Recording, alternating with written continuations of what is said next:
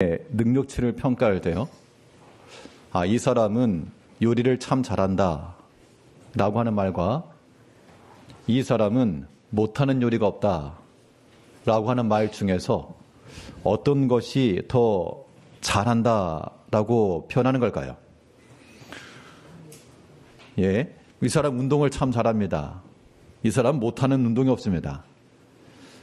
잘한다는 것도 능력치를 인정하는 거지만 못하는 게 없다라고 말하는 것은 그 능력을 완전히 인정하는 거죠. 끝판이에요. 끝판왕. 우리가 하나님의 능력을 말할 때요. 하나님은 능력이 하나님이십니다. 하나님은 능력이 많으십니다. 라고 말하는 것은 우리의 좋은 신앙 고백입니다. 근데 거기서 한 발 더 나아가 하나님은 능치 못함이 없습니다. 라고 말할 수 있다 그러면 우리가 할 수 있는 신앙 고백 끝이에요. 하나님 믿는 백성들로서 하나님 이거 할 수 있을까? 이 문제 풀어내실 수 있을까? 이때 하나님은 능치 못하심이 없다. 단지 들어서만 아니라 이것이 우리의 신앙 고백이라고 하는 것은 우리가 이룰 수 있는 가장 큰 믿음의 상태가 될 겁니다. 그런 의미에서 능치 못함이 없는 예수님. 원래 불가능이라고 하는 것은 가능하지 않다. 그래서 불가능인데 오늘은 그냥 불가능이 아니고 불 뒤에 뭐 하나 해놨죠? 가능.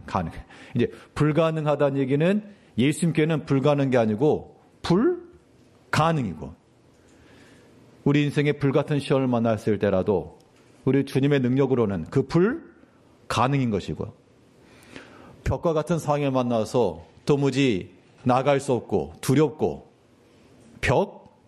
가능이죠. 가능. 내 인생 앞에 물과 같이 길이 보이지 않고 빠질 것 같은 그런 상황 속에서 우리가 주의 능력을 믿으면 좀 반응해 줘야 되는데 가능이죠. 오늘 본문에 친히 예수님께서 물 위를 걸어가셨죠. 그러니까 자연 상태에 있는 우리들은 물 앞에서 불가입니다. 불가. 그러니까 예수님께서는 가능하다. 불같은 시험을 만났을 때도 우리는 불가합니다. 예수님께서는 불가능이다. 그럼 이러한 능력이 나왔는데 예수님은 하나님 아들이시니까 천지를 지으셨다면서요. 그러니까 물도 걸어가고 돌도 떡도 만들고 할 수 있는데 우리가 그럼 그렇게 할 수 있겠는가? 우리가 어떻게 돌을 먹을 걸 만들겠습니까? 우리가 어떻게 물 위를 걸어가겠어요? 예수님께서 행하신 이러한 똑같은 이적의 역사는 행할 수 없지만 그러나 예수님께서 보여주신 이러한 믿음의 일들을 통해서 그러면 우리는 어떻게 이러한 이 불가능 상태에서 가능으로 만들어낼 것인가? 이걸 변화시킬 수 있는 힘이 어디서 나오겠는가? 오늘 본 말씀을 통해 살펴서 우리의 교훈으로 삼아 우리도 예수를 믿는 자들이니까 불가능의 삶으로 불가가 아니고 불가능의 삶으로 우리가 살아가야 되겠습니다. 첫째로 이 불가능을 가능으로 변화시킬 수 있는 힘은 어디서 나올 수 있는가? 첫째는 기도의 힘에서 나오는 겁니다. 자, 예수님께서 오늘 본문에서 물 위로 걸어서 제자들에게 오셨지만 갑자기 가야 되겠다. 그 이전 먼저 기도하러 산에 가셨죠. 자, 기도한다는 게 무엇입니까? 내게 필요한 이것을 주시오라고 하는 기도의 내용을 우리는 기도라고만 말하지 않아요. 그런 걸 따지게 되면 기도하러 다니는 사람 많습니다. 열심히 기도하는 사람 더 많아요. 때마다 시마다 정해놓고 길 가다가도 엎드려 기도하는 사람들 많습니다. 우리의 기도라고 하는 것은 내게 필요한 것을 구한다고 해서 기도라고 말하지 않고요. 그건 부차적인 겁니다. 부차적인 거예요. 우리가 기도한다 할 때 반드시 본질적으로 생각해야 될 것은 바로 우리의 기도를 들으시는 하나님께 있죠. 그러므로 기도한다는 것은 또한 기도의 힘이라고 하는 것은 하나님을 찾는 것에 있습니다. 하나님을 찾으셔야 됩니다. 하나님 온 우주에 충만하신 하나님이시나 우리가 찾고 얻고 발견하고자 하는 마음을 지니고 나갈 때 그때 만날 자에게 만남 봐주시고 찾는 자에게 나타나 주시고 구하는 자에게 주시고 두드리는 자에게 열어주시고 우리는 그 하나님을 찾아야 됩니다. 그 기도의 능력이라고 하는 겁니다. 마태복음 14장 우리 23절을 보게 되면 무리를 보내신 후에 기도하러 따로 산에 올라가시니라. 자, 예수님께서 따로 산에 올라가시니라 그 뒤에 보면요. 거기 혼자 계시더니. 혼자 계셨다라고 하는 게 뭐 성격이 그냥 혼자 있는 내성적이고 그런 의미 아닙니다. 예수님께서 제자들을 만났고요. 또 병자들을 만나서 고쳐주기도 하시고 약한 자들 찾아가기도 하시고 예수님께서 절대로 혼자 있고 사람들 만나기 싫어하신 그런 분이 아니었어요. 근데 여기서 지금 기도하러 산에 가시고 혼자 계셨다라고 하는 것은 그냥 조용히 가만히 있었다라기보다도 하나님을 찾은 거죠. 하나님 만나는 그 시간을 가셨다는 겁니다. 이것은 우리 신앙의 삶에 있어서 무엇보다도 가장 중요하고 근본적인 힘이라고 우리가 말할 수가 있겠어요. 우리 성도님들의 삶의 패턴은 어떠하십니까? 우리 살아가면서 우리가 어디에서부터 힘을 얻고 무엇에서부터 힘을 얻고 나가시는가? 네, 근본 하나님 은총 은혜 가운데 선교를 잘 다녀왔습니다. 물론 이제 오후 시간에도 좀 같이 이야기를 하겠습니다만 근본 선교를 시작하면서 지난주 제가 혹시 드렸던 말씀 기억하실는지 모르겠습니다만 2년차 징크스 한번 말씀드렸죠. 처음에 갈 때는 가는 사람도 그렇고 또 우리 교회 있는 성도님도 그렇고 처음 하는 거니까 오랜만에 관심도 있고 호응도 있고 하지만 이게 2년차가 되게 되면 이 뭐든지 다 아는 거 하니까 좀 약화될 수 있다. 그런 말씀을 드렸었죠. 개인적으로는 2년차까지는 가지만 3년차도 갈 수 있을까? 뭐 그런 생각을 하고 있었던 차에 그번 선교는 저에게도 하나의 개인 신앙적, 목회적 터닝 포인트를 제시해 줬습니다. 거기서 이제 여러 학생들과 청년들 같이 나누는 말 속에서, 그러니까는 가서 뭘 했다가 제가 이제 보고 드릴 내용이 아니고, 가서 이제 뭘 했는지는 뭐 실시간으로 이미 다 공개를 해놨고, 물론 좀 끊겼기 때문에 잘 못 보신 분도 계시고, 이렇게 접속하지 못하신 분도 계시겠습니다만, 제 관심은 우리가 어디를 이동했고, 뭘 했고, 무슨 찬양했고, 그게 중요한 게 아니고, 그 모든 걸 통해서 함께 갔던 우리 아이들이 어떻게 변화되었고, 그들이 입에서 무슨 말이 나왔고, 모르시죠, 아직은. 내가 얘기 안 했으니까. 그 속에서부터, 많은 것을 제가 또 깨닫고 돌아왔습니다. 가장 크게 깨달았던 건 뭐냐면 이거였어요. 우리가 이제 한국에서 준비해서 선교지를 간 거잖아요. 우리 여기서 준비하고 가서 선교지에서 가서 하고 돌아오고. 근본 사건을 통해서, 근본 선교를 통해서는 이제 상황이 완전히 바뀌었습니다. 마지막 날 이제 돌아오기 전 마지막 사역 후 마지막 출발하면서 제가 함께 모여서 기도하면서 했던 말이 있어요.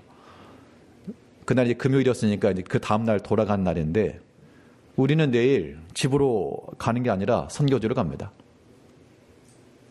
다시 충전하러 이곳에 오겠습니다. 그러니까는 이제 바뀌었어요. 여기에서 우리가 준비해서 선교지 가는 게 아니라 거기서 지금 청년들 했다는 얘기입니다. 거기서. 나는 여기가 선교지라고 생각했는데 생각해보니까 거기서 보는 아이들 생활은 어려운데요. 정말 아이들 초롱초롱한 그 눈빛으로 다 함께 찬양하고 참 이 믿음 안에 거하고 이런 모습 안에 있는 아이들 보니까 오히려 한국에서 내가 만난 사람들, 한국에 있는 사람들, 여긴 정말 이렇게 모여서 예수께 집중하고 있고 좀 사소한 것 하나도 얼마나 고마워하고 있고 그런데 그렇지 않다는 거잖아요. 믿지 않는 사람을 떠나서라도 우리도 마찬가지인 거예요. 예전에 우리 예수 잘 믿었다면 그거 가지고는 핑계가 안 되죠, 이제.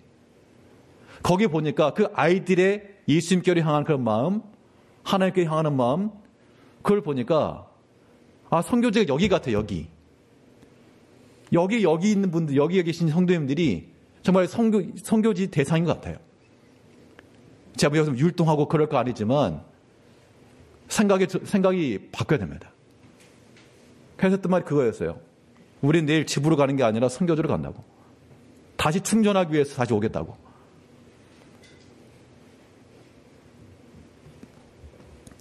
우리가 하나님을 찾고, 그러니까 이거예요. 제 개인적인 마음으로는, 개인적인 생각은 이거였습니다. 준비할 때도 그렇고, 그 모든 과정 속에서, 이거는 가는 사람들만의 일이 아니다. 우리 성도를 함께 하는 것으로 저는 생각합니다. 한국에 있어도 같이 가는 것을 생각하시고, 또 같이 관심 가져주시고, 함께 기도해 주시라. 그런 의미에서 인터넷 상황도 안 좋긴 했지만, 또 실시간으로 이렇게 전송도 하고요. 그런 과정들을 통했는데 이것도 마찬가지로 우리가 하나 앞에 우리 하나님을 찾고요. 또 하나 앞에 나아가고자 하는 그런 마음들을 지녀야 되겠어요. 제가 지금 절제해서 말하겠습니다. 그래서 우리가 불가능이 아니라 불같은 상황 속에서라도 가능한 그 예수를 만나기 위해서 예수님께서도 기도하셨죠. 단지 기도 제목 가지고 기도했다는 게 아니라 하나님을 찾았다 그 얘기입니다. 그 시간 중에서 예수님께서도 바쁘셨고 예수님께서도 분주하셨고 낮에 제자들과 함께 다니셨고 그런데 시간이 없잖아요. 시간이 없으니까 제자들 보내시고 무리들 보내시고 남아있었으면 사람들이 얼마나 이렇게 예수님을 지켜 세웠겠어요. 얼마나 많은 사람들이 예수님을 환호하고 왕으로 삼고자 하고 뭐 그런 분위기에 취했다 그러면 밤새도록 이제 이 차를 열어라. 그런데 예수님께서 제자들도 보내고 무리들도 보내놓으시고 조용히 기도하러 산에 가셨다는 것은 그의 영혼과 그의 마음이 항상 하나님께로 기울어져 있었음을 보여주고 있죠. 이것이 불 앞에서도 가능케 하셨던 예수님의 능력을 우리가 배우는 길입니다. 여전히 성도님들 마찬가지입니다. 우리 성도님들의 신앙의 삶 속에서요. 주를 찾고 기도하기 위해서 행하는 일들. 예수님께서 따로 시간 내신 거거든요. 홀로 있는 시간이라고 하는 것은 혼자 계셨다라고 하는 것은 하나님을 찾는 마음과 하나님 앞에 이른 그 시간이 있었다 그 얘기입니다. 우리가 이런 것들을 회복해야 되겠어요. 하나님을 찾고 하나님을 구하고 이런 회복이라고 하는 것들이 이런 거죠. 그러니까 우리가 어려울 때 그러니까 예전에 다 그러셨죠. 어려울 때 힘들고 어려울 때 하나님 찾고 의지하고 기도하다가 이제는 이제 생활의 여건도 피고 우리 생활적인 부분은 어려움이 없고 하니까 굳이 하나님 구하지 않아도 다 이제 생활이 가능하거든요. 우리가 그런 부분들에 대해서 우리가 회복함을 얻어야 되겠습니다. 예수님께서 제자들에게 오셔서 하신 말씀이 무엇입니까? 제자들이 그랬죠. 오늘 뭐 내용은 아니지만 예수님께서 제자들과 함께 다니시면서 귀신도 쫓아내고 병자도 고치시고 예수님께서 안 계실 때 사람들이 제자들에게 데려왔죠. 병자도 데려오고 귀신 들린 자도 데려오고 그래서 제자들이 못 쫓아냈거든요. 그때 예수님께서 뭐라 말씀하셨는가 하면 제자들이 우린 왜 안 되죠? 우린 못했죠? 예수님께서 야 나는 하나님의 아들이고 너는 사람인데 되겠냐? 그렇게 말씀하신 게 아니고 너희들이 가능하지 못한 이유가 있다. 이런 일이 이루어지려면 이런 가능 역사가 되려면 이거 외에는 길이 없다라고 말씀하셨는데 그게 무엇입니까? 그 기도 외에는 될 수 없다 그렇게 말씀하셨잖아요. 마가복음 9장 29절 말씀에서는 이르시되 기도 외에 다른 곳으로는 이런 종류가 나갈 수 없느니라 하시니라. 물론 여기서 귀신을 축출하는 그런 장면이긴 하지만 이것도 무슨 나가란다고 나가겠습니까? 기도 외에는 기도하여 그 심령 속에 하나님의 영으로 충만한 상태에서 이루어진 영적 싸움을 이해하고 있습니다. 우리가 실제로 물 위를 걸어갈 건 아니잖아요. 뭐 한강을 내걸어가면 걸어갈 건 아니니까 그런 건 아니지만 우리 앞에 길이 더 이상 없고 들어가면 빠질 것 같고 그런 상황 속에서 우리가 어떻게 답을 찾을 것인가? 똑같은 거죠. 기도 외에는 다른 것으로 할 수 없느니라. 그러니까 우리가 기도한다 할 때도요. 그러니까는 지금도 계속해서 포인트가 뭐냐면 기도한다 할 때 무엇을 구하는가 거기 중요한 게 아니란 겁니다. 왜냐하면 하나님께서는 우리의 필요한 건 다 아신다 그랬죠. 우리가 그럼 구하지 않으면 안 주십니까? 구하지 않아도, 부모들이, 자녀들이 구하지 않아도 때 되면 먹을 거 주고, 때 되면 옷도 사 입히고, 때 되면 다 준다고, 부모들이. 자녀를 위해서는. 하나님께서 그 자녀들에게 때가 되면 주시기도 하고, 구하지 않은 것도 주시겠으나, 그러나 그 자녀들이 부모의 수고를 알고, 부모의 헌신을 알고, 그 마음을 알고, 고마움을 표하며, 그의 말씀을 청종해 나갈 때, 그때 부모의 기쁨이 더하는 거죠. 마찬가지입니다. 우리가 하나님 앞에 나갈 때 기도합시다 라고 말하는 것은 문제가 많고 기도거리가 있어서만 아니에요. 우리의 기도합시다 라고 하는 말은 무엇인가 하면 우리 하나님을 찾읍시다 그 얘기죠. 하나님을 우리 사랑합시다. 하나님 아니고서는 우리 살 길이 없습니다. 그런 의미에서 우리가 기도한다는 겁니다. 기도 외에는 다른 것으로 이런 종류가 나갈 수 없다. 예수님께서도 불같은 시험을 만났을 때에도 기도로 이기셨고요. 앞에 오병이어 그 사건에서도요. 그가 무조건 보자마자 나눠주신 게 아니라 축사하시고 하늘을 우러러 축사하시고 기도하셨다는 얘기죠. 하나님 앞에 감사의 기도를 통하여 나눠주시고 또 이 물리를 걸어가는 이 사건 앞에서도 그가 기도하시고 또 12 제자를 세우시기 전에도 따로 기도하시고 또 십자가 지시기 전에도 산에 올라가서 기도하시고 예수님의 모든 사역 속의 그 근간에는 하나님을 찾는 기도가 있다는 겁니다. 이제 우리 성도님께서도 우리 신앙생활이 참으로 하나님 앞에서 이루어지는 신앙생활 되시려면 하나님을 찾는 그런 마음들이 있어야 되겠습니다.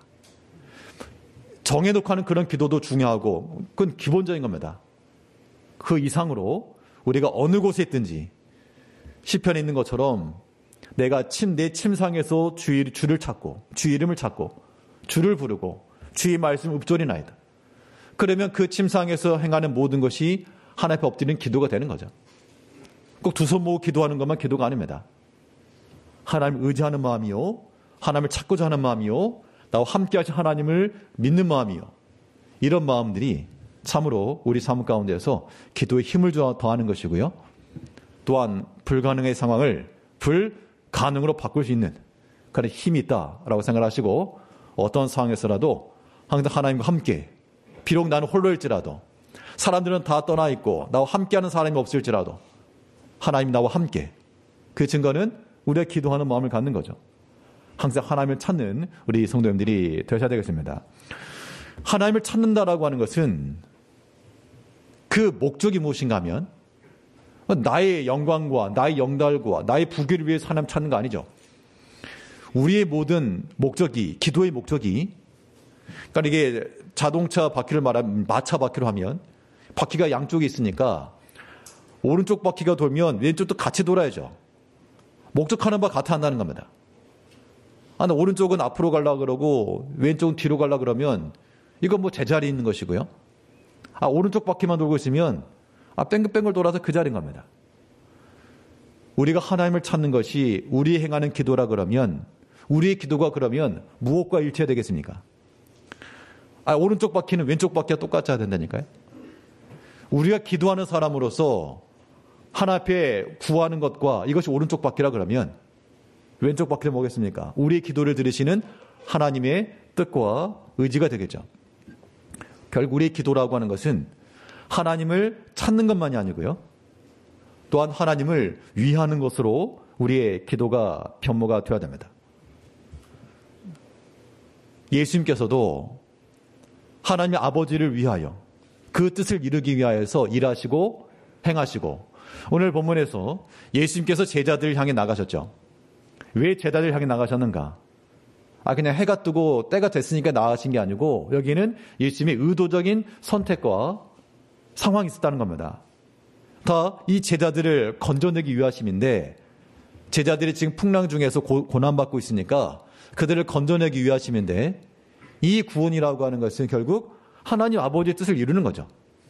자, 예수님께서 아버지의 뜻을 이룬다는 것은 그의 제자들을 사랑하시고 제자들을 구원하시고 그의 백성들을 고쳐주시고, 이게 하나님의 뜻을 이루시는 거였습니다.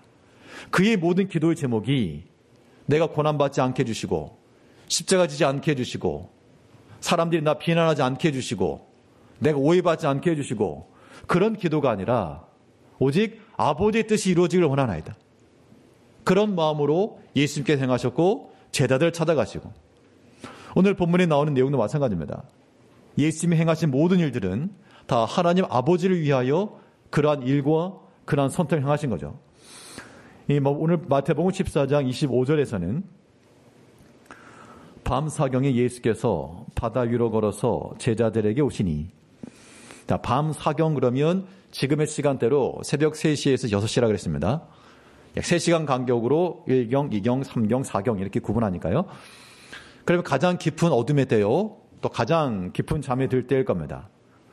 예수님께서 좀 해가 뜬 다음에 간다, 이게 아니고 그 가장 캄캄하고 가장 어두울 때, 그때 바다 위로 걸어서 제자들에게 가셨다. 그 시점을 택하신 것, 그 상황을 택하신 것도 다 그 상황 속에 주어진 하나님 아버지의 뜻을 이루기 위함이셨죠. 무슨 뜻이냐? 이걸 통해서 무슨 일을 이루셨는가? 만일 바다가 잔잔해지고요, 태양이 떠오르고 그러면 다 보이기도 하고 잔잔해지니까 제자들도 자연적으로 잘 되었다 그렇게 생각할지 모르지만, 가장 극심한 때 예수님께 찾아가시니까 제자들이 나중에 어떻게 했습니까? 절하고 참으로 하나님의 아들이로소이다. 예수님에 대한 발견함이 더 있었죠. 그러니까 상황적으로 편해지고 좋아지고 걱정할 것 없고 그럴 때 믿음이 좋을 것 같지만 그렇지 않다는 겁니다, 사실은. 우리가 여러 가지 삶 속에서요, 그런 좋은 조건 속에서 믿음이 자라는 게 아니라 오히려 어렵고 곤란한 때, 그런 때가 믿음이 성장할 수 있는 좋은 기회가 된다라고 하는 겁니다. 꼭 믿음의 영역만 아닙니다. 우리가 믿지 않는 세계에서도 어떤 나라가 있었는데 그 나라가 생각지 않은 그런 자원을 발견했습니다. 그 자원이 넘쳐나니까 나라가 이제 부해지죠. 그러니까 특별히 일을 안 해도 그냥 막 넘쳐나는 거예요. 사람들이 어떤 생각을 하는가 하면 근면하고 성실하게 일해서 무엇인가를 축적해 나간다는 게 아니라 필요하면 가서 사오면 되지. 옆에 나라 가서 사오면 되지. 이거 뭐 넘쳐나네, 돈이 넘쳐나는데. 그러다 보니까 그때는 좋았는데 시간이 지나니까 이제 스스로 할 수 있는 게 아무것도 없어져 버린 겁니다. 다른 나라의 도움 없이는 유지가 안 되니까 굳이 경제적 용어를 쓰면 물가 올라가고 인플레이션 지속되고 이렇게 점점 쇠락의 길을 걸어가는 거죠. 자원이 발견돼서 풍요롭고 환경은 좋아졌는데 그것이 그들에게 복이 아니라 도리어 독이 된다, 그런 얘기죠. 근데 반대로 그 주변에 있는 나라들은 자원이 척박하니까 이 척박한 걸 이겨내기 위해서 근검 절약할 뿐만 아니라 대체할 수 있는 다른 방안을 찾고, 그러다 보니까 거기에 또한 경쟁력이 생기고 그래서 또 번성했다는 거예요. 신앙의 영역도 마찬가지인 것 같습니다. 우리는 보통 어떤 생각을 가지십니까? 우리 성도님들도 마찬가지예요. 지금 다들 믿음 내가 쓰고 기도하고 힘들어 죽겠는데 뭐냐, 이렇게 생각하는 사람들 많다고요, 사실은. 그럼 언제 편해져? 언제 편해지겠어요? 우스갯소리를 하는 말 있잖아요. 언제 편해지냐? 그렇죠. 나중에 이제 더 이상 뭐 하나 앞에 가면 그때 편해지겠죠. 그럼 이제 우리는 더 이상 이 땅에서 하나 앞에 일할 수 있는 그런 기회는 놓치는 거잖아요. 우리가 추구할 바는 무엇인가? 상황이 편해지면 하겠습니다. 여건이 갖춰지면 하겠습니다. 그것은 중심을 놓고 보면요, 안 할 겁니다라고 하는 말과 똑같은 거예요, 사실은. 할 수 없는 상황 중에서 행할 때, 참 어려운 중에서 행할 때 예수님께서 그런 자들을 칭찬하잖아요. 부유한 사람의 많이 넣는 연보보다도 어려운 중에서 넣었던 그 한 과부의 그 동전을 예수님께서 크게 여기신 겁니다. 우리가요, 하나 앞에서 이런 마음들을 좀 가지면 좋을 것 같습니다. 물론 우리 생활적인 측면, 우리 현실적인 측면 아예 무시할 수 없죠. 그런데 무시할 수 없고 이게 부정할 수 있는 현실이긴 한데 그것만 가지고 살면 믿지 않는 사람과 다를 바가 뭐냐, 그 얘기예요. 물론 상황이 다 다르기 때문에 우리가 단정할 수 없으나 우리가 하고자 하는 건 뭐죠? 그런 상황 속에서 우리는 하나님 믿는 백성들이니까 그런 중에서라 우리가 주를 믿고 의지합시다, 그런 얘기죠. 우리가 이 땅 가운데 살아가면서 여러 가지 것도 세상적인 것이 필요하고 상황이 어렵고 하지만 우리는 그렇게만 사는 게 아니라 우리 예수를 믿는 자 아니냐. 우리 간구하는 기도의 내용들이 단지 내 잘 되는 거, 사업 번성하는 거, 자식 잘 되는 거 이것만 되면 어떻게 우리가 살겠는가. 내가 주를 위하여 구하는 게 무엇인가 도대체. 하나님을 위해서 내가 무엇을 구하고 있는가. 이런 것들에 대해서 우리가 스스로 답변하지 못한다 그러면 우리는 믿음 안에서의 바른 모습을 지니고 있는 것이라 말할 수 없는 겁니다. 금번 선교를 통해서요. 제가 물론 우리 성도님들도 다 예전에 그런 믿음의 일들 하셨고 봉사도 다 하셨고 뭐 그걸 부정하는 게 아닙니다. 지금 현재 상황 속에서 아이들의 그 말을 들어보니 도리어 니들이 믿음이 더 많다. 너희들이 도리어 은혜가 믿음이 있는 것 같다. 그런 생각이 들기도 했었습니다. 우리 마음들이요. 우리가 상황과 조건 때문에 이래서 안 돼 저래서 안 돼 그러지 마시고 가능이니까 가능 예수를 믿는 거니까요. 상황 속에서라도 우리가 예수를 믿는 마음으로 주를 위해서 힘쓰고 있으면 제자들 입장에서 보세요. 예수님도 없고 지금 가장 캄캄한 바닷속에서 말이 지금 풍랑이 있는 바다라 그렇지 정말 풍랑이 있는 바닷속에서 배를 타보신 분들은 아실 겁니다. 얼마나 무서운지 얼마나 두려운지. 그런데 예수님께서 제자들 곁에 오셨잖아요. 예수님께 이미 제자들 향해 출발하셨다는 겁니다. 아직 실행되지 않았을지라도 예수님께서 그들을 향하여서 다가오신 거죠. 그러니까 우리는 뭐 하지 말고 예수님께서 하신 말씀 그대로 두려워하지 말라. 안심하라. 그 그리스도의 평강과 그리스도의 위로가 우리 가운데 충만해야 됩니다. 주를 위하고자 하는 마음, 내가 주를 위한 마음, 우리 항상 내 것을 먼저 채우고 나의 것을 먼저 한 다음에 나중에 주를 위해서 이건 순서가 바른 수가 아니란 겁니다. 하나님께서 기뻐하시는 것은요. 먼저 주를 위하라. 성경 그랬잖아요. 너희들 할 거 다 한 다음에 늦지막하니 뭐 이것저것 다 하고 갈 거 다 가고 먹을 거 다 먹고 볼 거 다 보고 그리고 마지막에 남으면 그때 주의를 하라가 아니라 너희는 먼저 그의 나라와 그의 의를 먼저 구해라. 그런데 우리 그렇게 하지 않잖아요. 불순종이죠. 불순종. 무슨 그렇게 변명이 많고 무슨 핑계가 그렇게 많으신지. 사람 입장에서는 공감한다 할지라도 하나님께서 과연 공감하실까? 그렇지 않다는 겁니다. 우리가 이 모든 상황 속에서 참으로 불가능이 아니고요. 불가능 예수를 믿어야 되니까 이제 우리 마음속에서 신앙 고백 속에서도요. 아니요. 못해요가 아니고. 근본 제가 이 모태 신앙이죠. 우리 아이들이 보통 지금 우리 제일교회 남아있는 청년 세대들 자녀 세대는 모태 신앙이잖아요. 모태 신앙이 왜 모태 신앙인지 아시죠? 그런데 그 전에는 저희가 아이들 보면서 정말 모태 신앙의 참 정석이다. 그런 모습이었는데 그런데 그 모태 신앙의 한계점을 극복하는 방법을 제가 성경에서 발견했어요. 그걸 그렇게 놓고 보니까 이제 바뀐 것 같아요. 애들이 모태 신앙이 아니라 부모님 세대들이 모태 신앙 같아요. 예전에는 그렇죠. 지금 단순 비교는 아니지만요.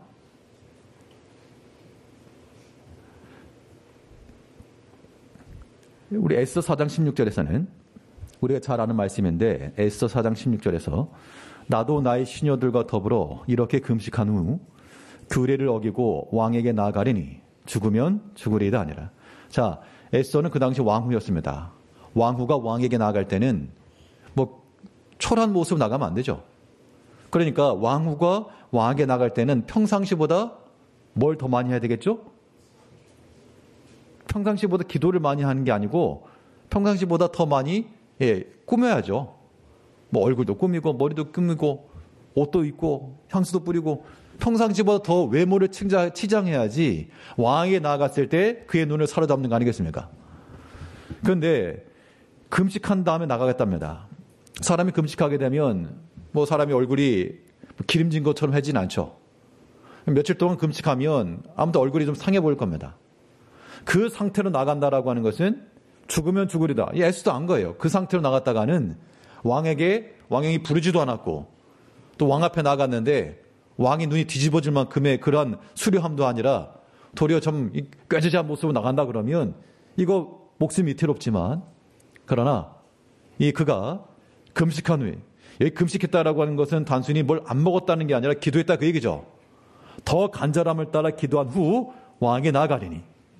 그러니까 불가능이 된 거죠. 우리 모든 성도들 삶도 마찬가지입니다. 우리 삶 속에서 불가능을 가능을 바꾸기 위해서는 무슨 힘이 필요하다고요? 기도 힘이 필요하다. 기도 힘이 필요하다.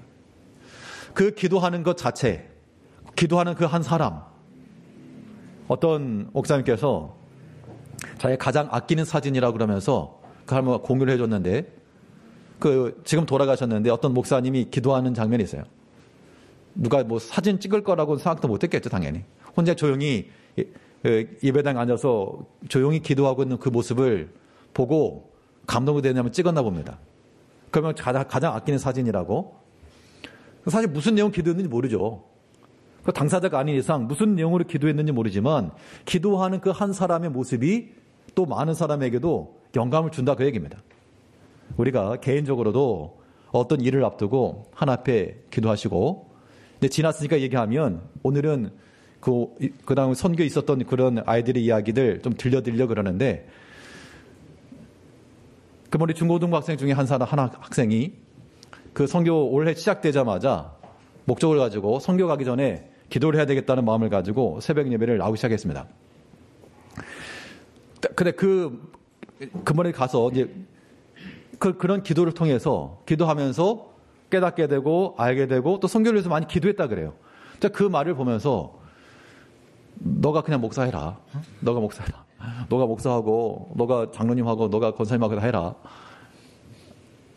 우리가 어떤 중요한 믿음의 일들을 앞두고 기도하는 기도 내용도 중요하지만요, 그 기도하는 모습을 보면서 배운 게 많아요. 저도 제가 목사긴 하지만 그 기도하는 한 사람의 모습을 보면서 참 깨달은 게 많다고요. 하나님께서 그 믿음의 일을 이루어 가실 때 기도하는 성도를 통해서 일을 이루어 가십니다. 그런 의미에서 우리가 다 함께 기도하는 자가 돼야 되겠고, 오늘 뭐 이제 광고 나가겠습니다만 우리 교육부에서 중고등부, 초등부 우리 새학기가 시작되니까 새학기가 시작되기 전에 우리 비전 기도를 하겠습니다. 그래서 그렇게 해라 했는데, 이것도 마찬가지죠. 우리 자녀 세대들이 이제 새학기가 시작되니 이제 좋은 믿음의 친구들 만나고 또 믿음의 좋은 선생님 만나고 믿음 안에서 이렇게 학교 생활 잘할 수 있도록, 또 학교 생활이 단순한 공부하는 것만 아니라 선교를 갔다 와보니까 알아요. 아이들이 이제 필요하구나, 언어도 필요하구나, 또 내가 가지고 있는 재능도 필요하구나, 그런 것들을 개발하고 준비하는 시간을 되고자 하는 그 마음을 가지고 기도를 해야 됩니다. 이것도 마찬가지로 애들만 기도하라 하지 마시고 또 성도님들도 함께 참여해서, 또 온라인으로 한다고 하니까 또 관심을 가지시고 함께 기도하여 우리와 우리 자녀 세대들이 이 세대 가운데서 불같은 시험을 만날지라도 불 앞에 불가능이 아니라 불가능, 이 믿음의 신앙을 가지고 살아갈 수 있도록 기도하는 일에 힘을 우리 다 쏟아내겠습니다. 둘째로, 이 불가능을 가능으로 변화시킬 수 힘이 어디서 나올 수 있겠는가? 둘째는 순종의 힘에서 나온다고 그랬습니다. 예수님께서 걸어가실 때 이 베드로가 보고요, 만일 주님이시거든 나를 명하여 오게 하소서 했더니 오라 그랬죠. 믿고 행하였더니 그가 물 위로 걸어서 갔다 그랬습니다. 우리 14장 29절에서는 오라 하시니 베드로가 배에서 내려 물 위로 걸어서 예수께로 가되. 이것도 사실은 굉장한 믿음인 거죠. 몇 발자국으로 갔다는 거.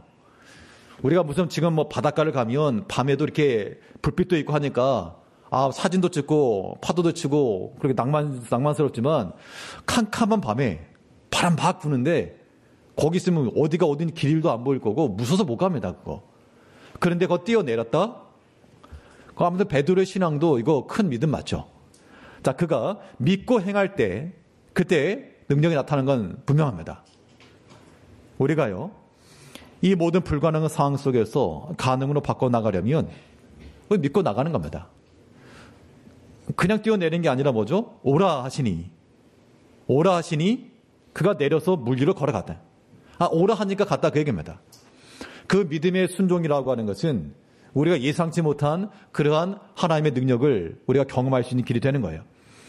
그래서 성경은 뭘 말했습니까? 이 믿음으로 나라들을 이기기도 하고 의를 행하기도 하며 약속을 받기도 하고 사자 입에서 건진받기도 하고 믿음으로 가능하다라고 하는 것을 계속해서 말하고 있죠. 믿음장으로 알려진 히브리 11장 우리 33절을 보게 되니까 그들은 믿음으로 나라들을 이기기도 하며 의를 행하기도 하며 약속을 받기도 하며 사자들의 입을 막기도 하며, 그러니까 뭘 다 했는데 이기기도 하고 행하기도 하고 받기도 하고 막기도 하고, 이 모든 행함에 있어서의 그 근본이 어디 있었는가 하니 믿음으로잖아요. 믿음으로 이기고 믿음으로 행하고 믿음으로 받고 믿음으로 막아내고, 믿고 행하는 이러한 순종의 힘은 우리로 하여금 모든 불가능한 상황들을 가능으로 바꿔준다는 겁니다. 자, 믿고 행한다는 것은 누구의 믿음입니까? 나의 믿음이죠. 믿는 나의 믿음이 필요한 것인데, 그런데 나는 믿었는데 그 믿음의 대상의 능력이 그만큼 미치지 못하면 이건 이제 말짱 도루묵이 되는 거죠. 그러므로 우리의 순종 힘이라고 하는 것은 나의 믿음이 주의 능력으로까지 연결이 되어야 됩니다. 자, 주의 능력으로까지 내 믿음을 주의 능력으로 연결시키는 그 과정, 주의 능력으로까지 연결이 되었냐 안 되었냐를 알 수 있는 그 한 단어가 있는데요.